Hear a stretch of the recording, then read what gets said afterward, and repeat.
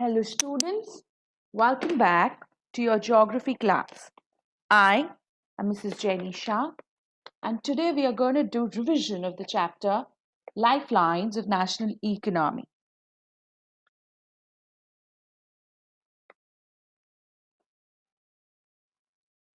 In this chapter, you have realized the need for a set network of transport and communication. You learned about communication and its uses. You understood how tourism is promoted in India and what are its benefits. We even compared the different modes of transport and communication. We have understood the importance of transport and communication in this ever shrinking world and assessed the role in integrating the national and global economy. We understood the role of trade in the economic development of a country, and we appreciate their role in enhancing trade and tourism and also the commerce of the country. What are the importance of transport and communication? Number one, movement of goods and services. Both transport and communication help in the movement of agriculture and industrial products. Also, raw materials from centers of production to market and then to the consumer. Even to meet emergency needs, we need transport. So, transport is very important for the movement of goods and services. Second importance is travel and tourism. Transport and tourism, Transport and communication promotes travel and tourism both for short as well as long distances. National integration or globalization. Transport and communication are essential for national integration. Globalization is taking place only on account because we are able to reach far reaching developments because of the transport and communication. Transport and communication also contributes towards the mobility of labor and achieves faster industrial development. Transport and communication has um, may have on one hand made localization of industry meaningless, but it has also made it meaningful. It is contributing towards the industrial efficiency. Development of computers, mobile phones, and satellites is the greater movement of data than goods, people, and services, which are now often at the second place. So, nowadays we have data driven markets. Transport and communication are contributing towards the environmental protection. Number one, by causing dispersal and location of industries away from the cities and town. And number two, increasing leisure, which in turn results in keeping the environment clean and green. Next, we learned in this chapter was the means of transport. There are three means of transport: land, water, and air. Land is roadways, railways, and pipelines. Water can be inland or overseas, and air travel can be domestic or international. How do transport, communication, and trade complement each other? With the development in science and technology, the area of influence of trade and transport has expanded very far and wide. Today, world is converted into a global world with the help of efficiency and fast-moving transportation. Transport has been able to achieve this with the help of equally developed communication systems. Development of transport and communication led to the development of international trade. So this is how you will say both of them, they complement each other. How does transport contribute to the national economy? Number one, it provides connectivity. The means of transportation connects one part of the country with another. Number two, it aids in the development of economy. Means of transport and communication help the country to develop its Economy. Number three, it contributes to the socio-economic progress. Today, India is well linked with the world despite the vast size, diversity, and socio-cultural plurality. And last point is facilitates for the comforts of life. The trades have added for the economy of our country by providing comfort to the common man. Now, road transport. India has the largest network of roadways. What are its importance or merits, and what are the problems and limitations? Importance or merit is number one, it provides door-to-door service. It has low construction cost. It can be also constructed in difficult terrains. It's flexible, reliable, and speedy. It is ideal for perishable commodities, and it is suitable for short distances. Talking about the problems, uh, inadequate. So, if you think of the vast physiographical features that we have and the vast natural resources, the road length is miserably low. Next is it increases the roadblocks and the jams. It has become very common nowadays because of the so this is another problem that we face when we travel by roadways. Unsurfaced roads, because about 40% of the roads are unsurfaced and they are unusable during the rainy season. Roads are nowadays of poor quality and they're also very narrow, and so they in turn cause traffic which slows down the speed. So these are all the problems or limitations of the roadways. These are the 6 chief types of roads that are there in India. This is the Golden Quadrilateral or the superhighways, national highways, state highways, district roads, rural roads, and border roads. And nowadays we have another superhighways, those are called as expressways. Now, the Golden Quadrilateral Superhighway, the government launched a major road development program, okay, and this is basically it joins Delhi, Mumbai, Chennai, Kolkata, and then back to Delhi by 6 lanes. So this is maintained by the National Highway Authority of India, and it connects all the metropolitan cities of Delhi, Mumbai, Kolkata, and Chennai. National highways are maintained by the Central Public Works Department, and these are the primary roads that connect all the major cities. State highways are maintained by the Public Work Department, and they connect the state capital with the district headquarters.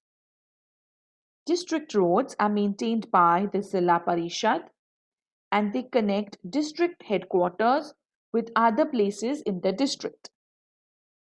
Rural roads are maintained by Gram Panchayats, and they connect rural areas with the town. And border roads are maintained by Border Roads Organization, and they construct and they maintain roads in border areas for the defense. Density of roads per 100 square kilometer of area, and the national average of India is 142.68 kilometers. Railways.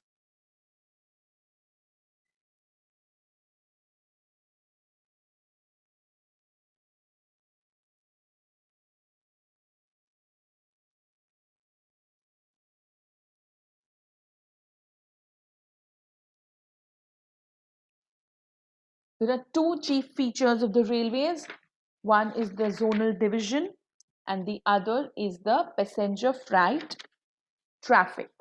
Zonal divisions are basic operating units, and the network of Indian Railway is divided into 17 zones. The passenger freight and freight traffic, it's the passenger originating has risen from 12.84 million to 8,107 millions in 2016-17. Now, what are the factors that affect the distribution of railway networks? One is the physiographical factors. Flat land favors the development of railways, while undulating terrain do not support it. Economic factors are development of railway networks in economically developed areas is denser. There is more railways in the areas which are more economically developed. Political and administrative factors. Under the political compulsions, railway tracks are laid down even in areas of very difficult terrain and adverse climate at huge cost. Distribution of Indian railways. The North Indian plain. Vast level land, high density of population, advanced agriculture, these are favorable for the growth of railways. In the peninsular regions, the advancement in technology has solved the problems by building long tunnels and high bridges. In the Himalayan region, this is the region of high mountains, and these are the unfavorable factors for the construction of railway tracks. Deserts, swampy and forested areas. It is difficult to construct railway lines in desert regions of Rajasthan and the swampy regions of Gujarat. Sahyadri region. The Britishers had never thought of laying railway tracks here. The highly disinfected, difficult terrain defied all efforts of surveying for a railway line. Now, what are the problems of the Indian Railways? Number one is the ticketless travelers, which in turn cause heavy losses, thefts, as well as damage to the railway property. And lastly, the chain pulling, which causes delays. And railways, they incur large losses. Because of this, railways are right now a loss-making industry, and we can help by making sure that we are traveling with a ticket, not damaging any railway property. I'm definitely sure we will not do theft, and we will not pull chain just like it. Pipelines. Pipelines are the principal mode of transportation.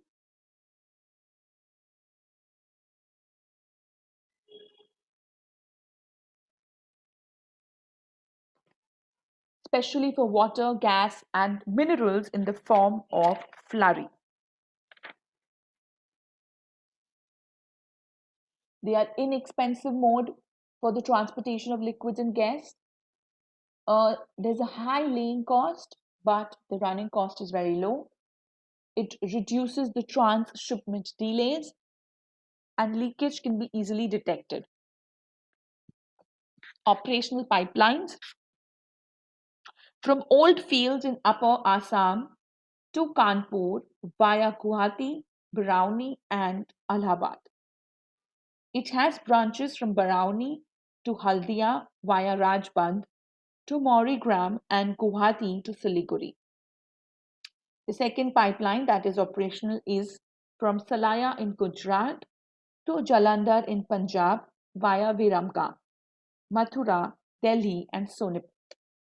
It has branches to connect Koyali, that is near Vadodara, Gujarat, Chakshu, and other places.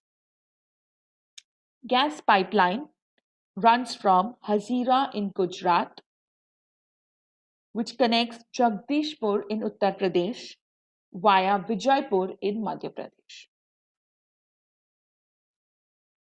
Waterways.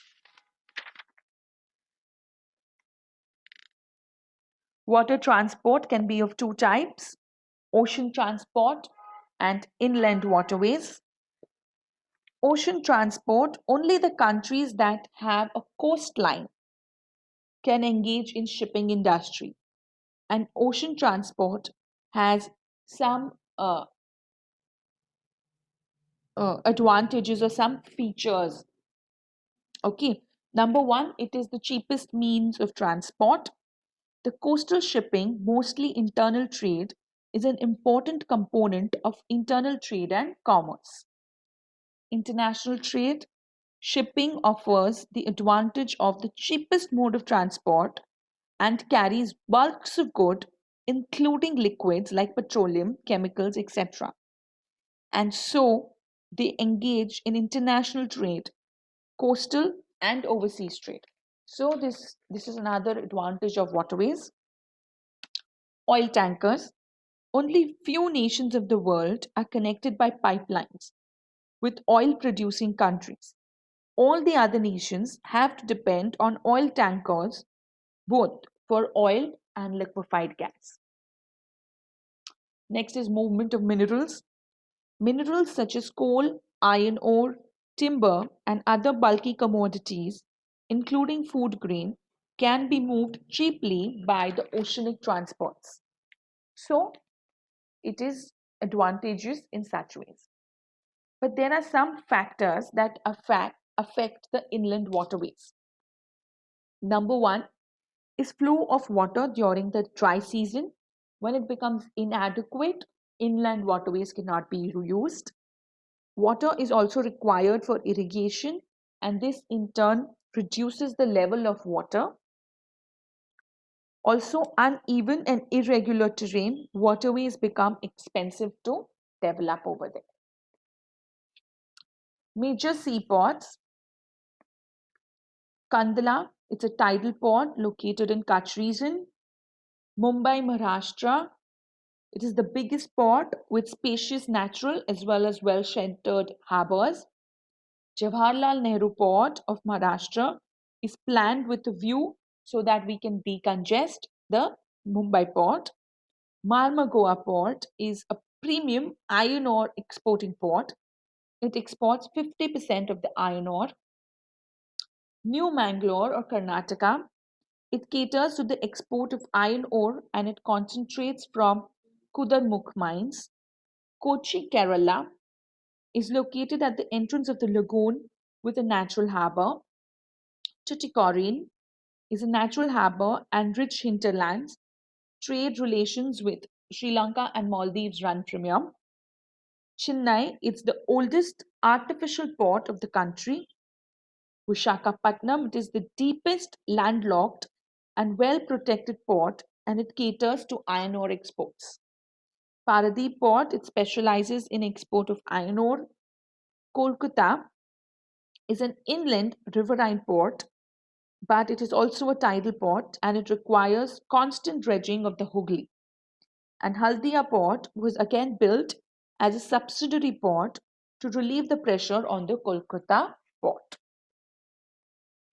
Airways provides domestic and international air services. It was nationalized in 1953 and it operates private, scheduled, and non scheduled services. It is also used for offshore drilling operations. The benefits of airways are it is the fastest, comfortable, and prestigious mode of transport. It is best suited for difficult terrains. It helps in emergencies and it is suitable for perishable goods.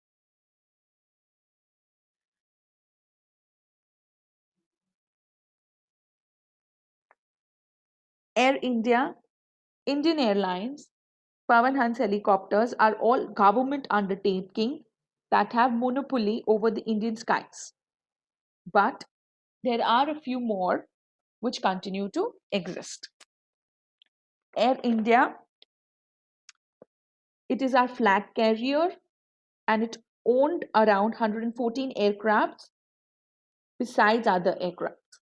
Indian Airlines was a major domestic carrier, but today it is facing stiff competition from private scheduled airlines and air taxi services. It has permission to operate to some neighboring countries, but still private airlines have also been allowed to operate outside in some destinations outside India.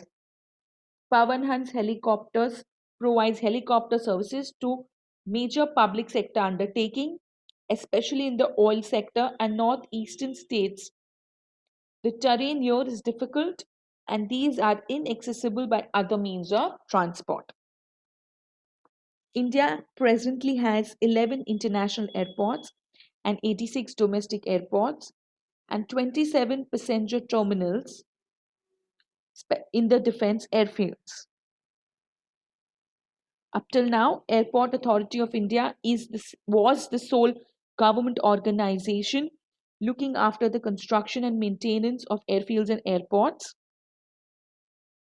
But under the policy of liberalization and globalization, now it has been decided to seek private participation in this field also. Four international airports are located at Delhi, Mumbai, Chennai, and Kolkata, and these are being upgraded with the help of the private sector. Communication importance is because communication is basic to all living things. It helps convey our needs. It is directly related to all sectors and it is very important for resource planning. There can be two means of communication, personal and mass.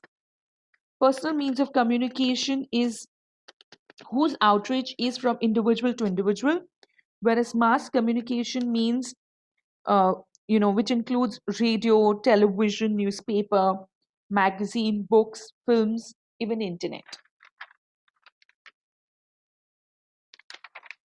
International trade. Trade is often of three types. There can be local trade, regional trade, or international trade. Local trade happens in local markets.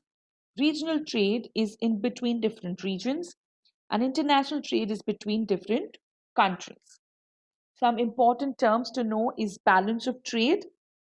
This is the difference between value of export and import of all goods and services over a given period of time. Favorable balance of trade is the value of total exports and more than the value of total imports. A country is said to have favorable balance of trade. Unfavorable balance of trade is when the value of export is lower than the value of imports. That is when the country is said to have negative balance of trade. Tourism as a trade. Now, tourism is considered as the most significant sector and it also needs to be promoted as an instrument of earning foreign exchange to generate more employment and attract international tourists, especially towards India. So, the benefits are it helps to preserve national heritage, it's a knowledge based industry, it promotes national integration, it also promotes trade and commerce, and it also provides employment. It also contributes to earning in foreign exchange. The last 3 decades, foreign tourist arrival has increased. More than 15 million people are engaged in the tourism industry. It promotes national integration and provides support to local handicraft, and it develops understanding of culture and heritage. So, this is a good sum up of the entire chapter. I hope you have understood the chapter well. You all did do well in your examinations, in your prelim examinations. I'm happy with your work. Keep studying this way. Best of luck for your exams. Start studying. So, with this, I end this class. Stay home, stay safe, and keep learning. Thank you.